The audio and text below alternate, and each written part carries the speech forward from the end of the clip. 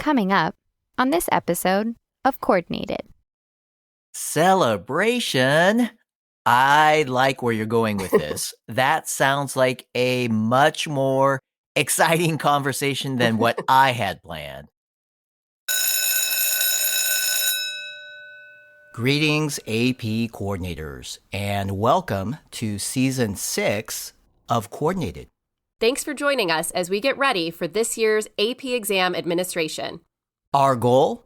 Help AP coordinators create the optimal testing experience for AP students. And that means we have a lot to cover.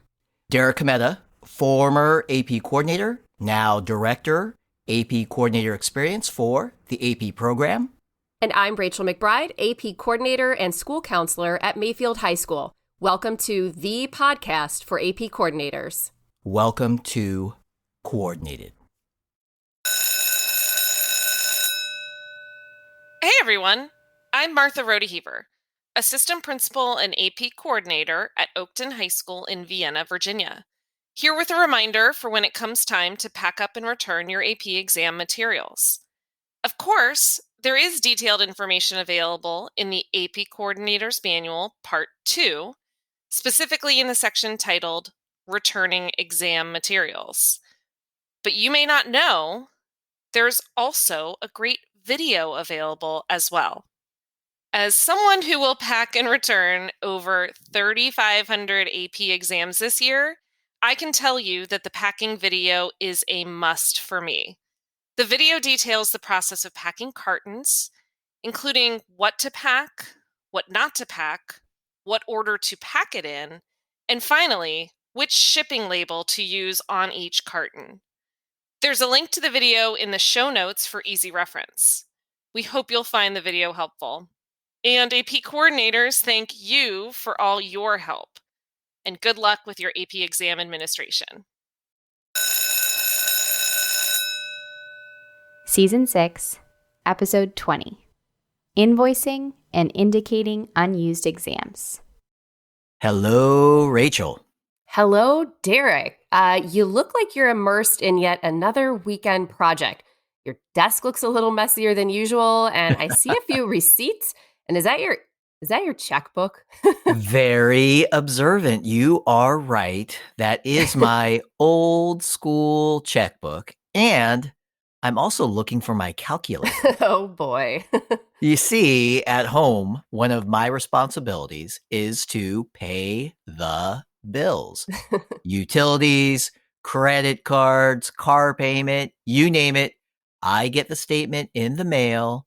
I make sure it's correct. I write the check. I mail it in.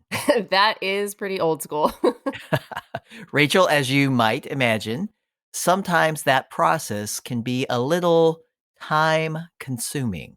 I can understand that. And of course, that sort of relates to our conversation today. Not the part about being time-consuming, though. I'm intrigued. So when it comes to processing the invoice and indicating unused exams in AP registration and ordering, well, Derek, not only is it easy to do, it's also the perfect moment to celebrate. Celebration. I like where you're going with this. That sounds like a much more exciting conversation than what I had planned. I'm ready to celebrate. Please tell me, how does the process for invoicing work? And what about those quote unquote unused exams? Well, I'll start by saying, as an experienced AP coordinator, the invoicing process is one of the best changes that came about when we started using AP registration and ordering. I won't be too harsh on the old process, but I will say that invoicing is much easier than it was in the past. Why is that? Well, that's because all the changes and updates we've made throughout the year, all those changes in AP registration and ordering were tracked and automatically accounted for in our invoice. That includes the exams that we indicated as unused. For those unused exams, AP registration and ordering automatically replaced the base exam fee with the $40 unused exam fee. Automatic Sounds good, Rachel. Right? Can you talk more about those unused exams? Absolutely. It is very important to make sure we indicate our unused exams prior to the invoice being generated. Otherwise, the invoice will reflect the full exam fee. Now, process wise, this all ties into the return shipment and the creation of a packing list in AP registration and ordering. So, when I create that packing list, I'm actually indicating my unused exams. In that sense, it all works together. If I have an accurate packing list, well, I should have an accurate invoice as well. So clearly, indicating unused exams is important.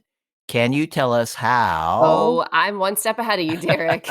I have AP registration and ordering up on my screen right now. Indicating an unused exam is just two simple steps. First, go to the students page in AP registration and ordering. And second, for each student who did not appear for an exam administration, select unused in the column titled Order Exam for the corresponding exam. Okay, I'm actually writing that down. AP registration and ordering, students page, indicate unused, one click per student per exam. Sounds easy. Super easy.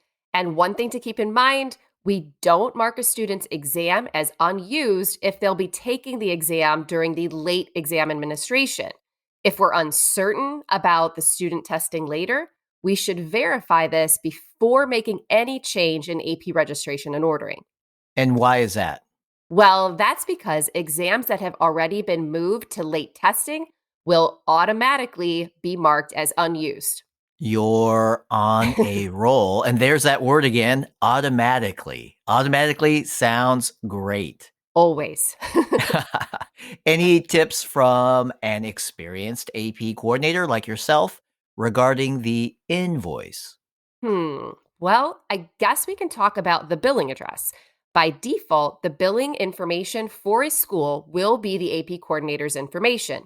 If coordinators want to indicate a different point of contact and or billing address, it's easy. Just change this information by going into AP registration and ordering in the section titled School Information and Participation Contacts. Please change this information before the invoice is generated. So now that we're talking more about this, a few questions come to mind. What about schools who require a purchase order number on the invoice? Ah, good one. If the coordinator would like to do that, simply indicate it in AP registration and ordering. And that's in the same section we referenced earlier, School Information and Participation Contacts. Great. So what about state subsidies? How do you make sure state subsidies are properly accounted for on the invoice? Good news, state subsidies are already reflected on the invoice. We can check on the amount and any follow-up steps at collegeboard.org/AP exam fee assistance. We'll put that link in the show notes. Okay. Another question. When are invoices ready? So AP coordinators receive an email the week after late testing is complete. However, we can also see the invoice in AP registration and ordering when it's ready. It's on the packing list and invoice page. All right. Last question, Rachel. When is payment due? June 15th, Derek. June 15th, 2022 is the postmark deadline for invoices and payments to be submitted to the AP program. Late payments incur a $225 late fee. Ooh, let's not end on that note. Let's end with a summary instead.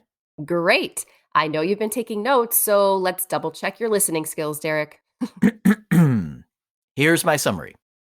Indicate unused exams in AP registration and ordering to ensure an accurate invoice. Double check the billing address. Add a purchase order number if desired. Expect your invoice to be ready the week after late testing is complete. Get payment in the mail So it's postmarked by June 15th, 2022. And find my calculator. Derek, what does your calculator have to do with this? You know, I need my calculator to balance my checkbook. Hey, hey everyone. Thank you so much for being with us. We'll be back next week to talk about the large volume rebate, an exciting topic. Thanks again. We'll talk with you soon.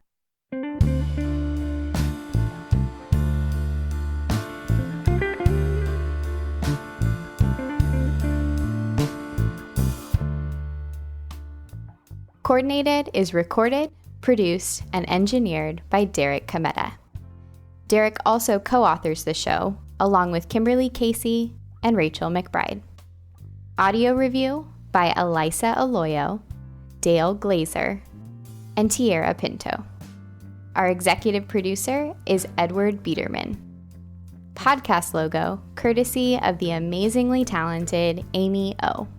Amy is enjoying her senior year at Savannah Arts Academy.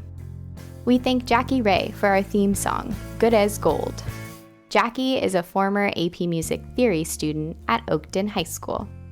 Additional vocal support by myself, Carly Suge, AP Coordinator at Costa Mesa High School in Southern California.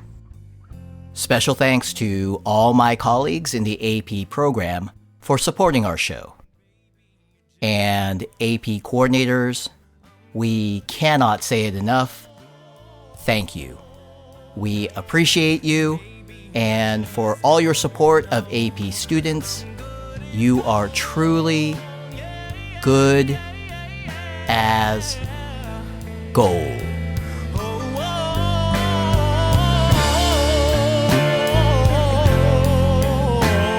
And maybe I just don't know. I'll say it over and over and over again till I believe it's so.